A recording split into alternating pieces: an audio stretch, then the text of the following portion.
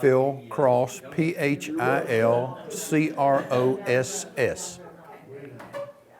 depending on who interviews you, if you'll just kind of say it, the question back in the form of a statement or a sentence, like, tell me how you started your grove, I started my grove, just Okay. because we may edit them out. Okay. Can I push you down?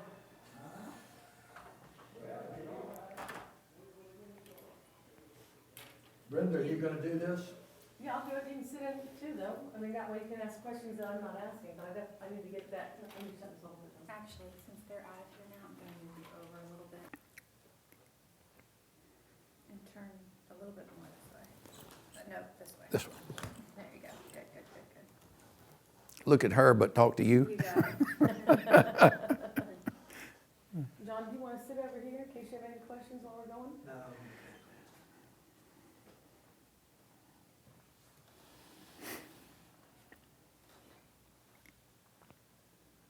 Okay, you wanna spell his name? He did. Oh, already did that, okay, great. Okay, tell us a little bit about how the railroads came into Florida and their affiliation with the citrus industry. Railroads started expanding in the state after the Civil War. There were some here before the Civil War. The first one was established in 1832. After probably 1875, the railroad started expanding south from the Jacksonville, Tallahassee, and Pensacola areas. That continued into the late 1920s. As they came, they were seeking customers, agricultural, industrial, whatever they could find. That was their business was hauling customers' freight, either hauling raw products in or finished products out. And so their affiliation with the citrus industry was that in looking for new customers, they were trying to get the citrus people to use their freight lines to get them their fruit up north, right? Yes, yes, they would talk to the citrus folks and would lure them to their railroad for their service. They would offer possibly help with purchasing land for a packing house. They might even furnish the land for the packing house. They might even build the packing house for the Citrus Growers Association or individual. Do you know any of the packing houses that were actually built by the railroads? Probably the majority of the packing houses in Florida that were built between 1900 and 1950 were built by the railroads throughout the state. But a number of them here in Central Florida, yes, were built by the railroads. Okay. And then in terms of some of the growers that were further inland where they really had, they weren't close to a major thoroughfare and they were having to bring in their fruit by mule or that type of thing. Did they build any spur lines out to those areas?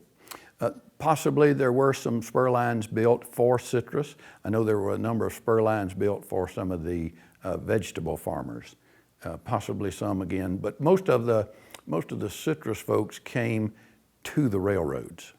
Most of the packing houses were built on either the main lines or the branch lines for the various railroads. There were probably over 175 different railroads in the state of Florida at one time. What were the major ones that were freighting citrus? The major ones would have been the Seaboard Airline Railway, the Atlantic Coastline Railroad, and the Florida East Coast Railway. And then did they have to refrigerate those railroad cars for the citrus, or how did that work? Earlier, say closer to the 1900 era, there were non-refrigerated cars. Then came the refrigerated reefer cars that were refrigerated with ice blocks. 300-pound blocks of ice were put in the reefers. They had fans to blow the cool air through there. And then later, probably in the 1950s, mechanical refrigeration cars were started to be used. In the refrigerated cars, can you describe the process of how they refrigerated them? I mean, they were dropping it in from the top, is that correct? Or? Right, the ice was loaded in bunkers on each end of the car. It was loaded from the top. Most of the cars were iced prior to being delivered to a packing house. If they weren't, then the ice company would bring a truckload of ice and a mobile conveyor that would take the ice from the truck level up and deposit it on top of the car, and then labor would push those blocks down into those bunkers. When they were, was that before or after the fruit was loaded? It would be probably shortly before so that they could start cooling the car. It could have been afterwards as well, but they were all iced before the car left the packing house. And I was told that the railroad cars got their nickname box cars because of the fact that they were loaded with boxes of fruit. That could be. I'm not sure, but that very well could be. Excuse me, let me look at that door. Sorry, I just want to put the, thanks. I don't know if you're getting it on your thing, but it's getting louder, so. Needs to go on the other one too. Thanks, David. Now, when they loaded the fresh fruit in the crates onto the box cars, how did they actually have to load them? They were loaded by hand. There were conveyor belts and rollers that were placed out of the packing house into the cars and were loaded by hand, stacked in those. And how much fruit could one box car handle? I'm not sure of the number. Most of the earlier cars were 40-foot cars, so probably several hundred boxes, field boxes, or the equivalent of field boxes. Okay. Were they ever shipped loose fruit? No, not to my knowledge. Do you know how long it took the fruit to get from here up to the northern markets? I guess depending on the railroad and their schedule, but I would say probably 3 to 5 days to get from here to New York. Okay. In terms of the fruit that were shipped up the St. Johns River, were there train stops along there for them to pick any fruit up at that time, or was it all steamship by then? Do you know? Along the St. Johns River was pretty much steamship. There were some railroads that had wharfs along and met the steamers along the rivers and lake systems here. Okay, that's wonderful. Now, how did you start out in the citrus industry? My dad started in probably the 1920s, along with my grandfather, started planting citrus. They settled in Oakland in December of 1900 and started out as a truck farmer. And then as citrus came into being, they started replacing the vegetables with citrus. And in terms of the citrus, how did they do it all by hand at that point? Did they hire laborers or did they do it themselves? My dad and granddad did most of the work.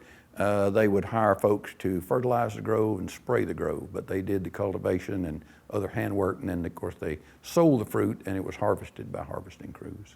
And did they sell the fruit to a sales agency, or did they sell the fruit up to the northern markets themselves? Or? No, to a local packing house or citrus growers association. And what citrus growers association were they affiliated with? They were affiliated with South Lake Apopka Citrus Grower Association.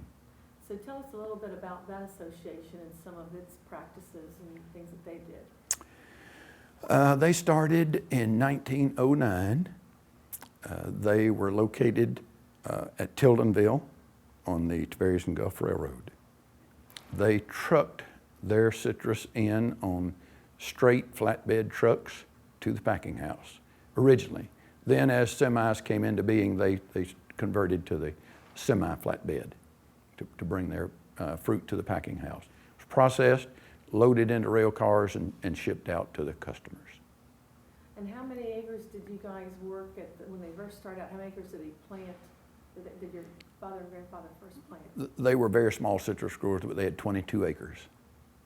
And then your first involvement in the citrus business was what? Probably at age 4 or 5, learning to drive a tractor to disc and chop. No hoeing? That came later. I know everybody always says, my first job was hoeing. Yeah. Gave me a nickel a row. Yeah. So tell us a little bit about your experiences growing up in the industry then.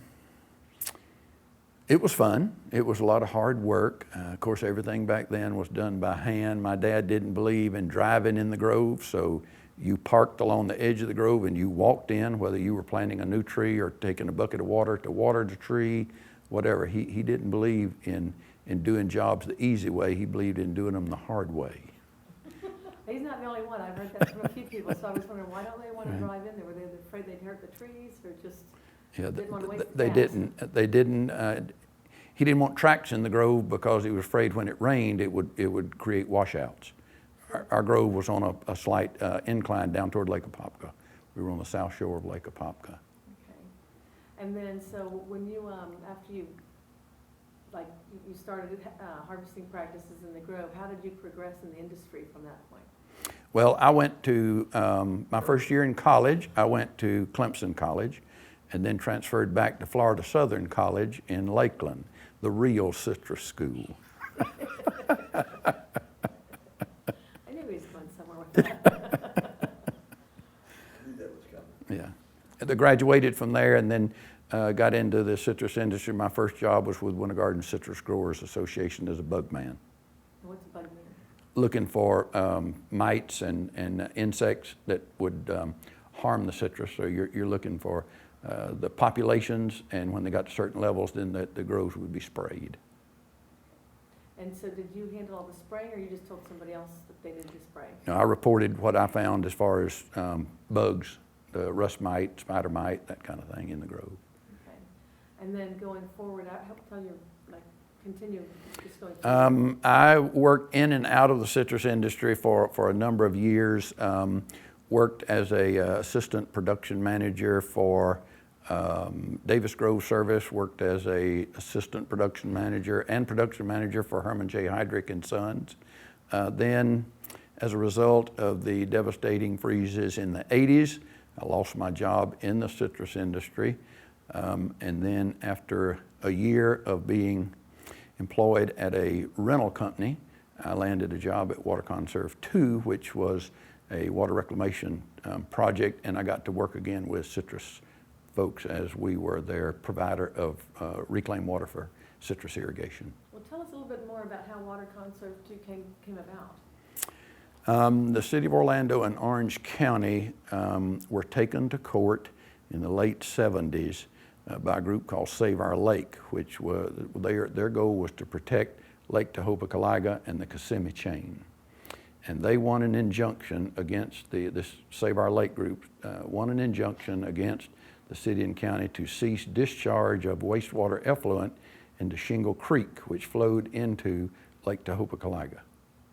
And so with that, the city and county embarked on a plan to get the water out of the creek. And they, after a number of, I guess, solutions they thought would work that didn't work, they came up with the idea of Water Conserve II, which was a combination of agricultural irrigation and rapid infiltration basins, which are percolation ponds.